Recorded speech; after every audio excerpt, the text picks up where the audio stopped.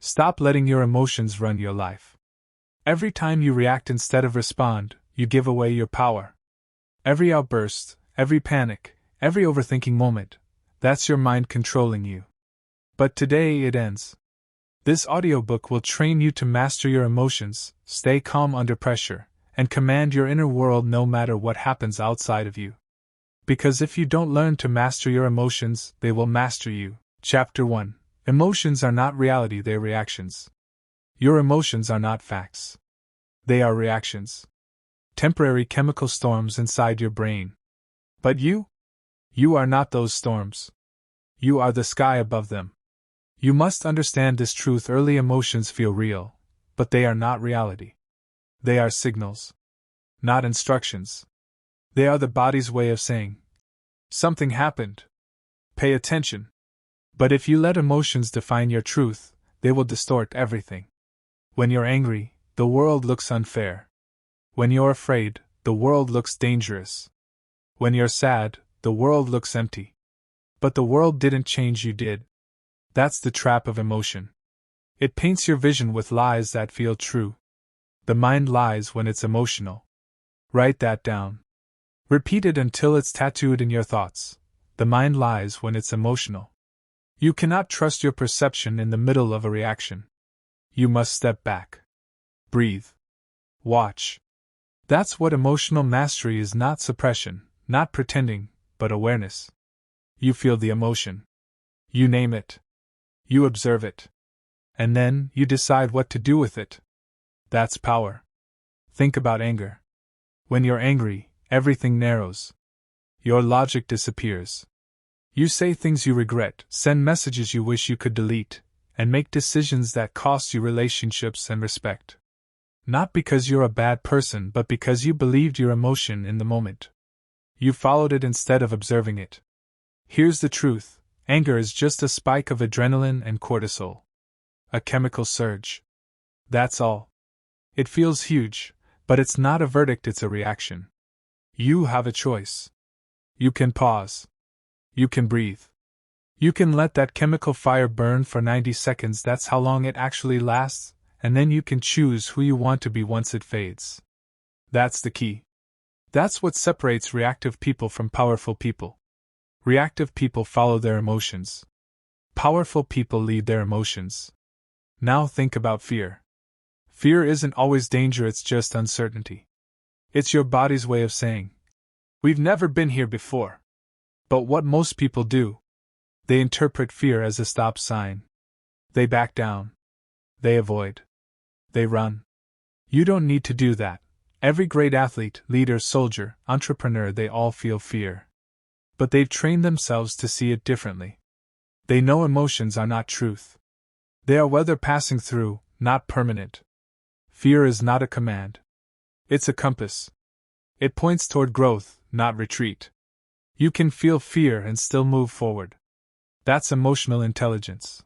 When you understand that, you stop making permanent decisions based on temporary feelings. You stop quitting jobs in anger. You stop ending relationships in frustration. You stop doubting yourself just because you're scared. You start thinking before reacting. You start breathing before speaking. You start leading your mind instead of being led by it. Let me tell you this, you will never control every emotion that rises in you. But you can always control what you do next. And that's what emotional mastery is, response over reaction. You're not here to erase emotion. You're here to reframe it. You're here to feel deeply without drowning in it. You're here to let emotion visit but not move in. When sadness comes, observe it. Don't let it define you. When anger comes, breathe through it. Don't let it speak for you. When fear comes, listen to its signal, then keep walking anyway. That's control. That's strength. That's discipline. Because this book isn't about denying emotion. It's about directing it. It's about using emotion as data, not destiny. You can feel without falling apart. You can experience emotion without being enslaved to it. Let's make this practical. Next time you feel a strong emotion, stop. Don't label it good or bad. Just notice it. Say to yourself, I'm feeling anger. I'm feeling fear. I'm feeling disappointment. When you name it, you separate yourself from it. The emotion no longer controls you, you are watching it. That's the distance that gives you power. Now ask, what triggered this? What story is my mind telling me? Is that story true most of the time? It's not. It's your ego trying to protect you. It's your mind trying to survive, not evolve. But you're not your ego. You're not your reaction. You are the awareness behind it. Remember the mantra. Feel it. Don't follow it. That single line can save your relationships, your focus, your peace. It means you don't deny emotion, you acknowledge it, then choose your next move from strength, not impulse. Let's bring it home. Every emotional reaction you've ever had came from one illusion, the illusion that emotions equal truth. They don't. They're data. They're temporary. They're information. But you are the interpreter, the translator, the leader. Your mind will always try to convince you that the emotion is real, that the anger deserves action, that the fear deserves retreat, that the sadness deserves surrender. Don't take the bait. Pause, breathe. Watch, choose. That's the four-step process of emotional control. Pause before reacting. Breathe before deciding. Watch the emotion rise and fall like a wave. Choose the response that serves your peace, not your pain. This is emotional mastery in action. The world will always give you triggers. Someone will say something that stings. Life will throw chaos your way. You can't control that. But you can control how you receive it. Your power lies not in changing the situation but in mastering the reaction. Because your reaction is what creates your reality. If you remember one thing from this chapter, remember this. You are not your emotions. You are the one who chooses what they mean. That's your freedom. That's your strength. That's your path to mastery. You've just taken the first step. You've learned that emotions aren't truth, they're simply reactions. And when you stop believing every reaction, you start reclaiming your life. You've begun to master awareness. Now, it's time to master your impulses. Next chapter, the enemy is impulsiveness. Because emotion is the spark, but impulsiveness is the fire that burns everything you've built. Chapter 2, the enemy is impulsiveness. Impulsiveness is the silent destroyer of strong minds. It's emotional immaturity wearing the mask of passion. It's reacting before thinking, speaking before understanding, acting before choosing. And if you don't learn to control it, it will control you. You've met impulsiveness before. It's the text you wish you hadn't sent. The words you wish you could take back. The decision you made in 5 seconds that cost you 5 years. That's impulsiveness. And it's not strength. It's weakness in motion. Impulsiveness is emotional immaturity, plain and simple. It's your emotions pulling the trigger while your mind is still reloading. It's the opposite of mastery. Because mastery requires patience. And impulsiveness is allergic to patience. When you're impulsive, you live as a reaction, not as a decision. You let the world dictate your moves instead of choosing them. You chase what feels good, not what builds you. You speak to release pressure, not to create peace. You take action not because it's right, but because you can't stand sitting still. That's not power. That's panic disguised as confidence. That's the mind saying, do something now, when it should be saying, wait. Think.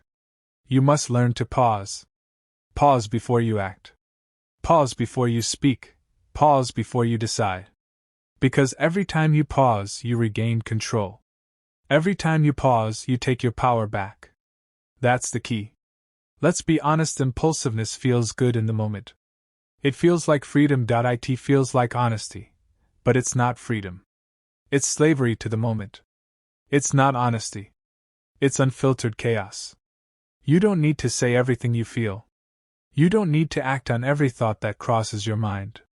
You don't need to answer immediately just because someone demands a reaction. You have a choice. And impulsiveness tries to make you forget that. Impulsiveness whispers, if you don't react now, you'll look weak. It says, if you don't respond, they'll think they've won.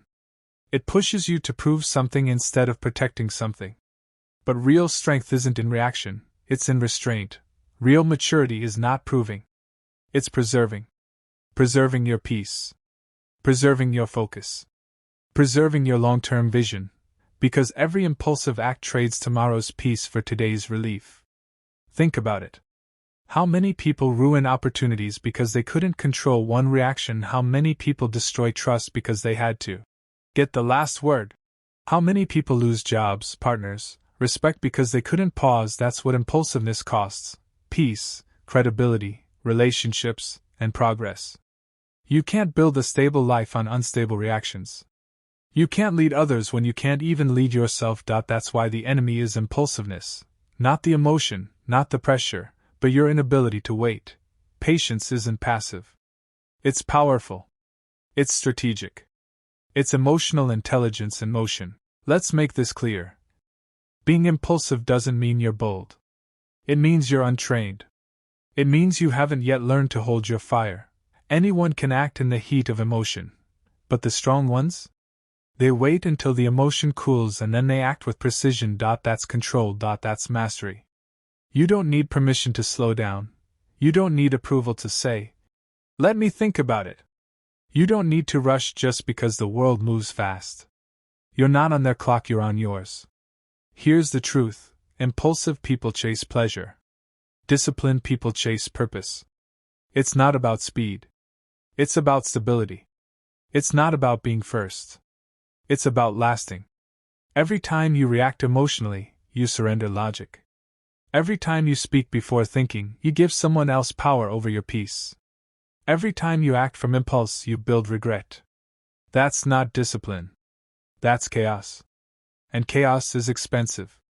The disciplined mind pauses. The disciplined mind observes. The disciplined mind decides with intention. You can train that. You can rewire that. You can rebuild that. Because impulsiveness isn't your nature, it's your habit. And habits can change. Let's go deeper. Why do people act impulsively? Because they crave control, ironically, by giving it away. They want to feel powerful, so they react quickly. They want to feel seen, so they overshare. They want to feel certain, so they make fast choices. But emotional control isn't about chasing feelings. It's about mastering them. When you learn to sit with discomfort, you become dangerous. When you can delay gratification, you become unstoppable. Because no one can manipulate a person who doesn't react on command. That's true freedom. So what do you do instead? Here's your training. When triggered, pause. Don't reply. Don't defend. Don't move. Just breathe. Count to 10. Let the chemicals settle. Remember, your brain in reaction mode can't think clearly. When tempted, delay. Don't act on impulse purchases, emotional texts, or sudden decisions. Wait 24 hours. If it's right, it'll still be right tomorrow. When emotional, write. Don't speak yet. Write it out. Let your emotion have space without consequences. You'll often realize it didn't deserve a response, just a release. That's training your nervous system. That's building self-command. Every pause builds power. Every delay builds discipline. Every controlled response builds confidence. You're not avoiding emotion, you're mastering it. Let's be clear. This is not about becoming cold or robotic. It's about becoming intentional. It's about creating space between the emotion and the action, the space where wisdom lives. You're not meant to kill emotion. You're meant to command it.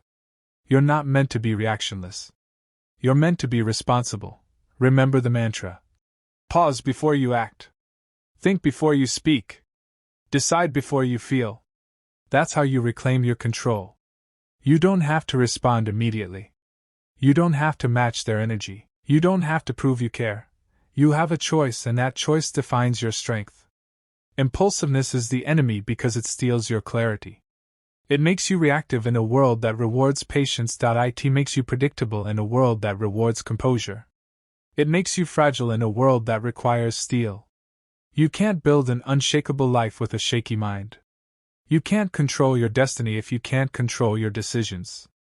You can't master your emotions if you keep obeying their first command. That's the battle. That's the work.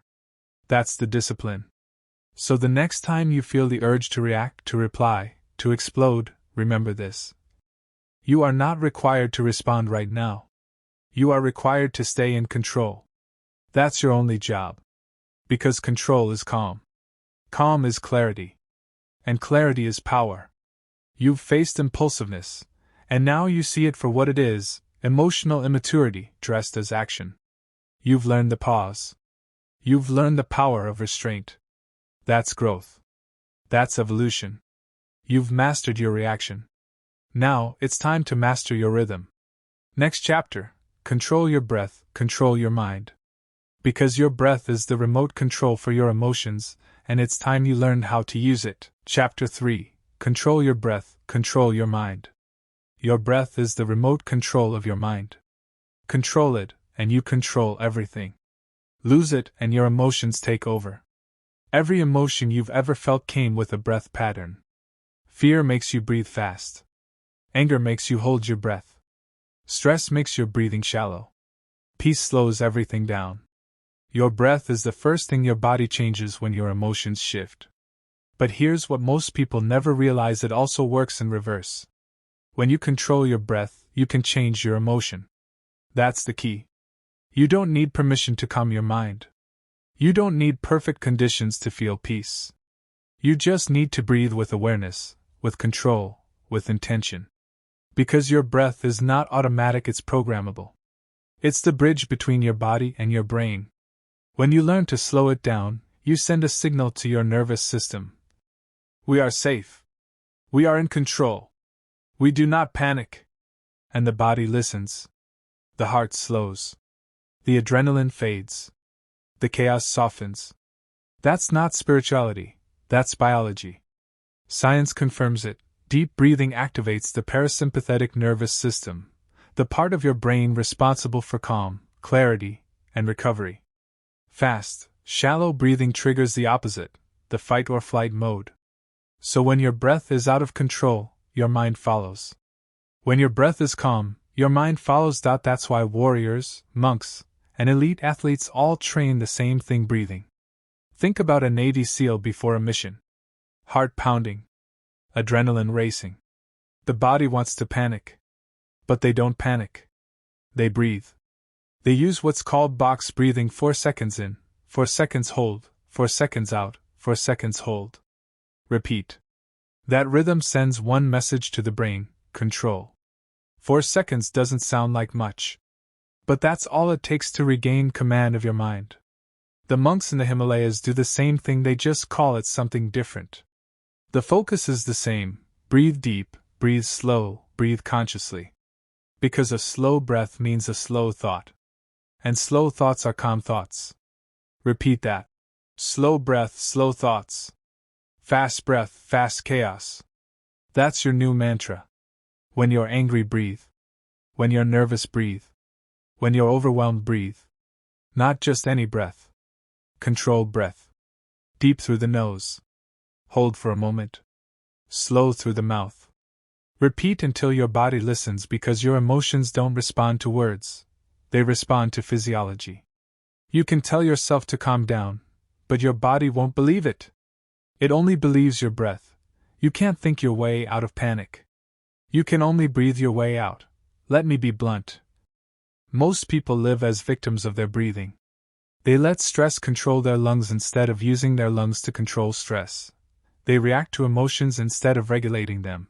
You don't need to be one of them. You have a choice. You can breathe on purpose. When you breathe slowly, you train your body to feel safe even in chaos. That's what emotional mastery is: not removing chaos, but remaining calm inside it. Here's what happens physiologically when you breathe deeply and slowly. Your heart rate drops. Your cortisol, stress hormone, decreases. Blood flow returns to your brain's decision-making center, the prefrontal cortex. That means you stop reacting like an animal and start responding like a leader. You regain logic. You regain focus.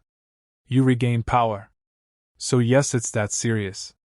Something as simple as breathing can decide who's in charge: your emotion or your discipline. Let's make it practical. Here are 3 breathing rituals that build emotional control. 1. Box breathing, used by Navy SEALs. Inhale through the nose for 4 seconds. Hold for 4. Exhale through the mouth for 4. Hold again for 4. Repeat for 2 minutes. Do this whenever your emotions spike, it resets your system. 2. 4 7 8 breathing, use for anxiety control. Inhale for 4 seconds. Hold for 7. Exhale for 8. This slows the heart rate and quiets overthinking. Use this at night, before stressful meetings, or after emotional conflict. 3. The warrior breath, used in martial arts. Breathe in through the nose sharply for 3 seconds, filling your belly, not your chest. Exhale with a controlled hiss through your teeth for 5 seconds. Visualize releasing pressure, not power. Use it before big challenges, interviews, workouts, confrontations. That's discipline. That's training. Every slow breath is a rep in the gym of emotional control. Every inhale builds awareness. Every exhale builds strength. You might think this is too simple. That's the problem. People ignore simple things because they want complex answers. But simple doesn't mean weak. Simple means foundational. Your breath is the foundation of your focus, your energy, your calm. If you lose control of that, you lose control of everything else. This is why monks meditate on the breath. Why boxers breathe rhythmically. Why soldiers train it. Because your breath is the signal to your mind. We are steady. We are ready. You don't need more motivation. You need more oxygen. You don't need a new mindset. You need a calmer nervous system. You don't need to control everything, just control your breath. That's the entry point.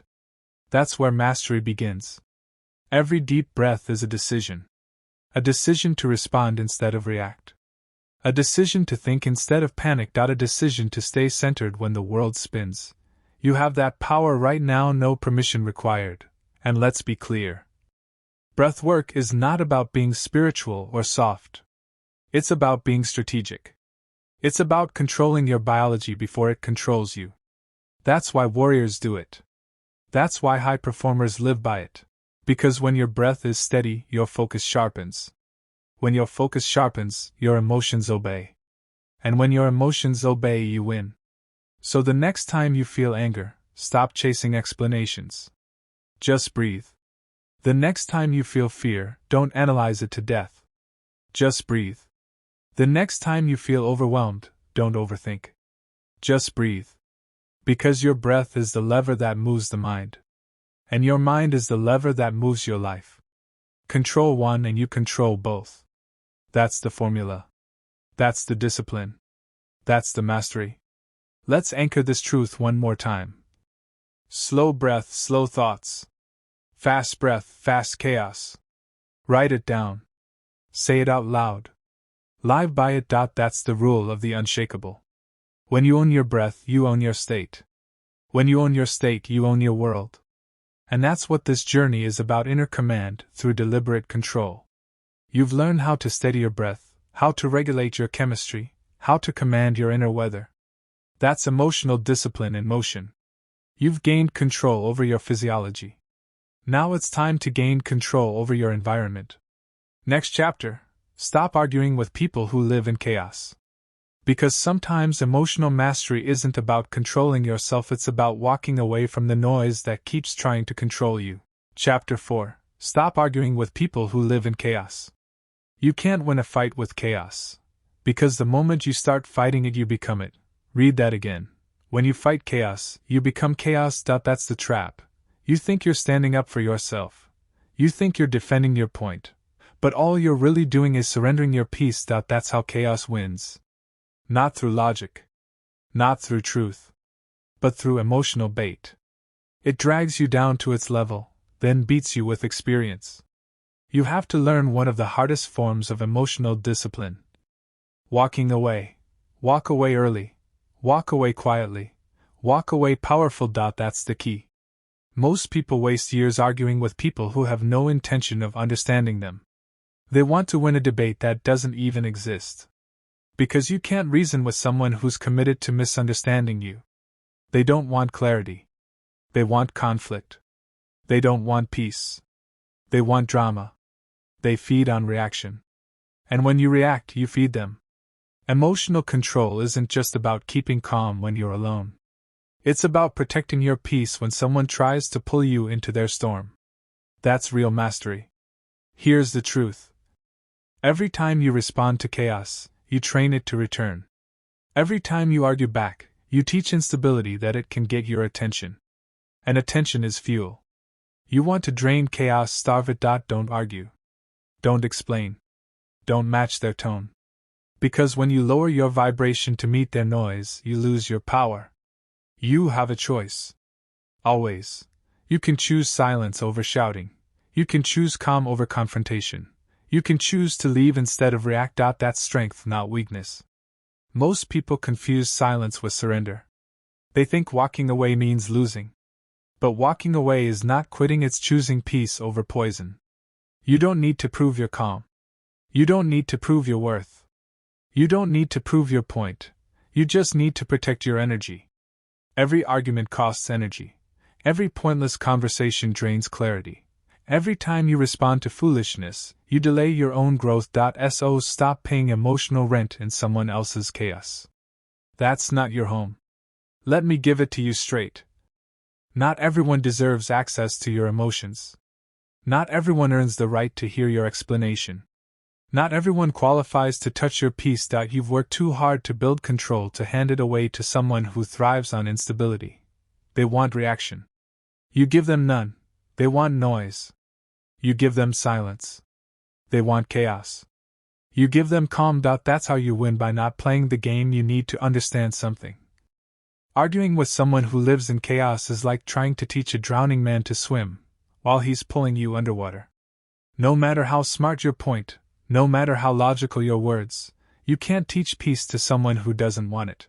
Their chaos is their comfort zone. And they want you inside it. That's why they provoke. That's why they twist your words. They need emotional food, and your reaction is the meal. So don't feed them. When you stop reacting, they starve. When you walk away, they lose control. When you stay silent, they meet their own noise. That's how peace wins. Quietly. But I get it. It's hard. Because part of you wants to defend yourself. You want to set the record straight. You want them to see your truth. Here's the brutal truth: they don't care. They don't want your truth. They want your energy. So stop giving it away. You don't need their validation. You don't need their approval. You don't even need closure, because closure doesn't come from them. It comes from discipline. You close the chapter by choosing not to reopen it. You move on by refusing to react. That's emotional maturity in action. Here's your rule. Walk away early. Walk away quietly. Walk away powerful. Say it again: walk away early, because chaos always escalates. Walk away quietly, because your silence has more power than your defense. Walk away powerful, because self-control is the loudest statement you can make. You don't owe anyone your anger. You don't owe anyone your explanation. You owe yourself your peace. Every time you choose not to argue, you're not being passive, you're being strategic. You're telling the world, I'm not a participant in your drama. You're saying, my energy is reserved for growth, not gossip. It's not about pride. It's about priorities. You're not walking away because you're weak. You're walking away because you're wise enough to know chaos can't be fixed by conversation, only by distance. Try this. Next time someone tries to provoke you, pause. Don't respond right away. Feel the urge to argue, but don't act on it. That's your test. That's where discipline lives. Remember, reacting is a reflex. Responding is a choice. And walking away? That's mastery.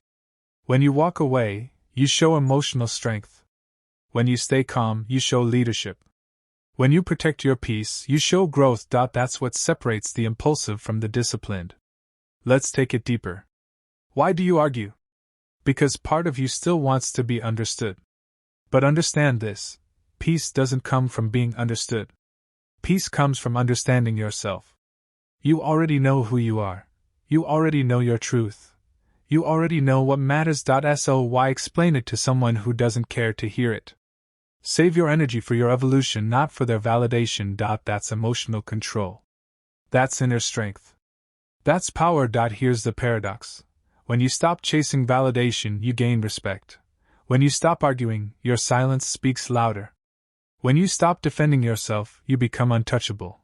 People can't argue with someone who refuses to engage. They can't control someone who won't react. They can't manipulate someone who stays calmed out. That's power. Quiet, centered, unshakable power. So the next time chaos knocks, don't answer. Let it echo in the hallway of your silence. That's how you win, not by proving your point, but by keeping your peace.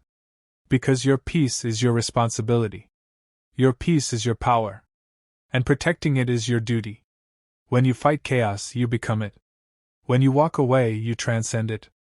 And that's emotional mastery, the ability to stand in calm while others collapse in noise.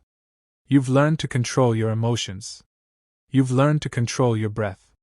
Now you've learned to protect your peace. That's strength. That's maturity. That's power.